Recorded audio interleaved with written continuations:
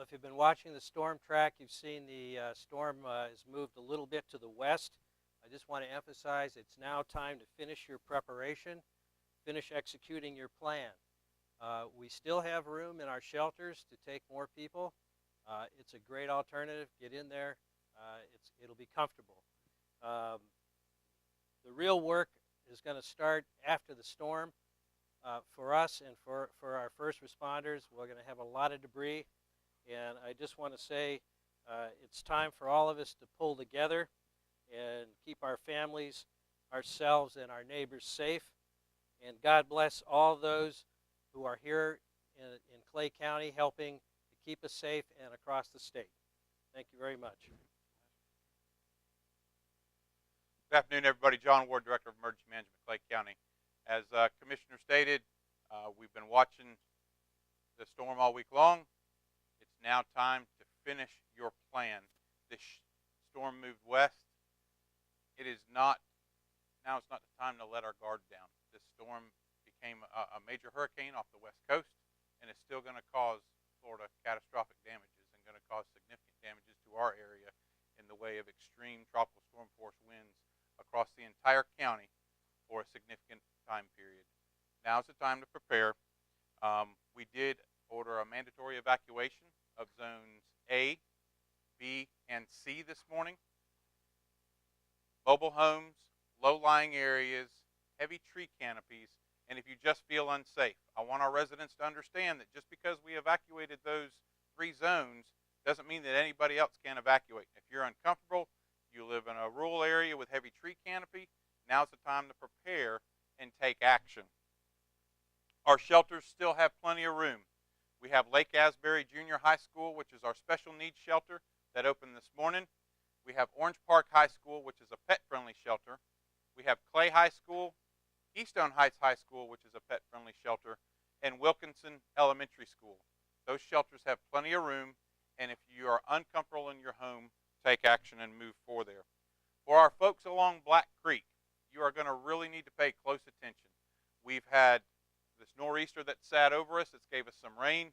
It's pushing the water up the river into the creeks, and we're expected to get upwards of 10 to 15 inches of rain over our north and south prong basins. Both prongs are expected to go into major flood stage come Tuesday evening. We need to monitor this very closely. North prong could go into 21 plus feet and south prong 20 plus feet. This is going to be on top of the heavy debris that we're going to be dealing with countywide.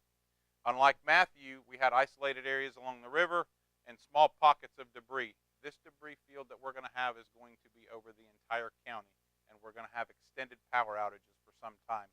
Please plan and prepare for this. If you have any questions regarding what we're discussing here, our call center is open 24 hours.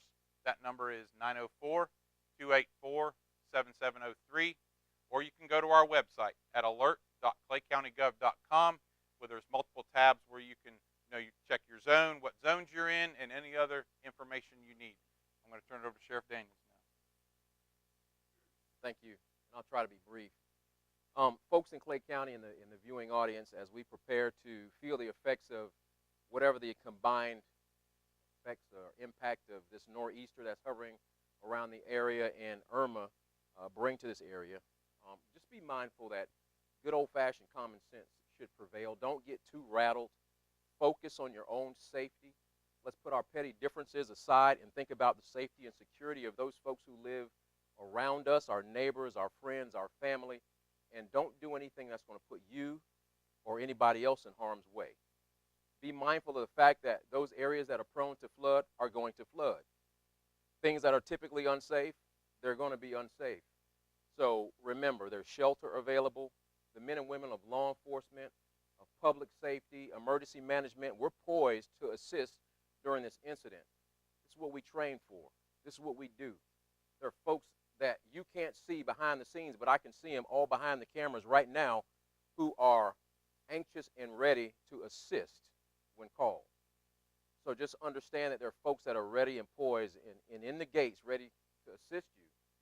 And the difference between the folks in this room and some of the folks in the viewing audience is we're Clay County. We're Clay County strong. We've prepared. and we're ready to move. Thank you.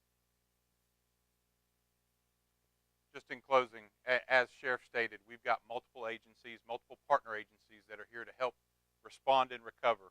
This is going to be a long-term recovery for our community, and we need all hands on deck countywide. Please take action now. Do you all have any questions?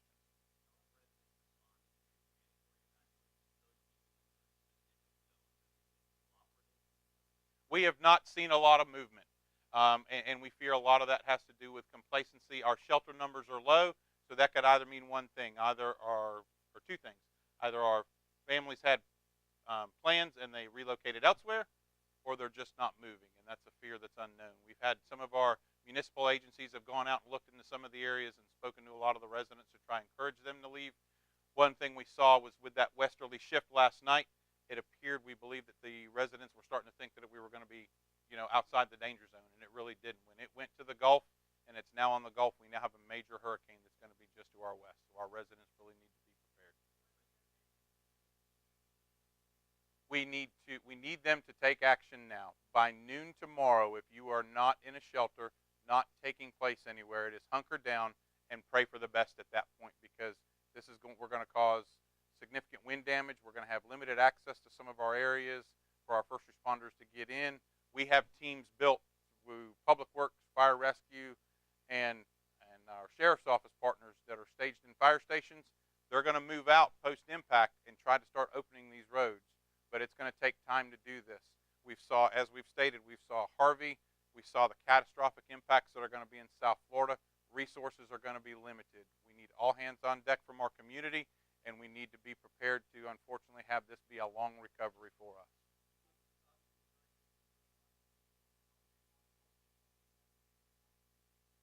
So what you see is there's a multitude of different agencies, not-for-profit, multiple governmental agencies that are here all putting our plans together that we work on year-round, from our public works folks, from our health department moving our special needs, our school board manning the shelters.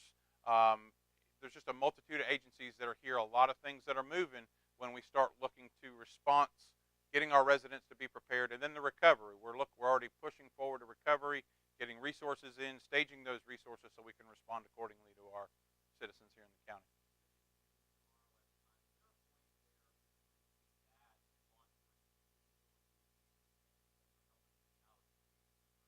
I'm going to defer that to Sheriff Daniels. So when it comes to prioritization of calls, if it's something that's not a medical emergency or a life emergency, things like, and I've said it before, the simple squabbles or cat up a tree, those are things that are going to have to be put to the side. That's why I said before, put your petty differences aside. This is the time when we pull together. This is our community and our county. And folks, everybody in the path of this thing is in this together. I say this all the time. And the folks behind me, as a united front, stand ready to assist, but don't place yourselves in any unnecessary danger. Because if you do, then you place the responding law enforcement officers and first responders in unnecessary danger. Yes, that's what we do for a living, but you don't want to put us in a bad position. So, if we have to come to you, we will. We'll do everything humanly possible to get to people if they're having a problem. But, certain things we're going to have to just hold if we have to. Questions? No, there is no, we won't be actively going door to door to see who's stayed and who's gone. The resources are available at the shelters, as the emergency manager has stated. There's room. They're far from being over capacity. There are resources there. There's law enforcement there. It's comfortable. It's safe. So if there's any doubt in your mind whether or not to execute your plan to leave, there's shelter available.